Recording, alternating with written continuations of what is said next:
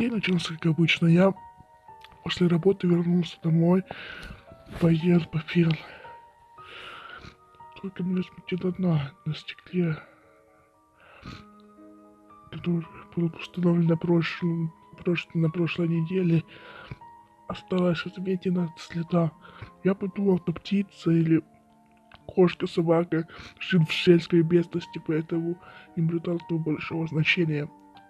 На следующий раз ночью я услышал стук в это стекло.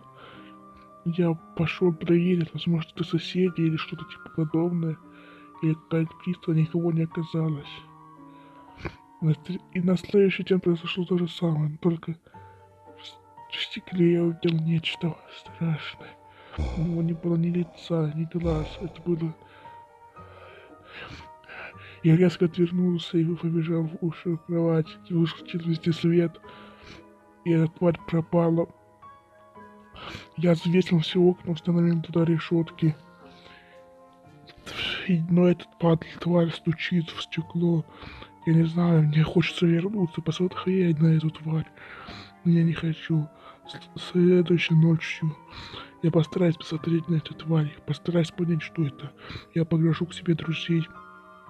И если она постучит, я посмотрю на нее. С вами мне не будет так страшно. Черт побери, я посмотрел на эту тварь. Она убила всех моих друзей. Она ломится ко мне в дверь. Нет ни глаз, ничего. Я не знаю, что мне делать. Я закончил писать эту писульку. Я ухожу. Я убью себя сам.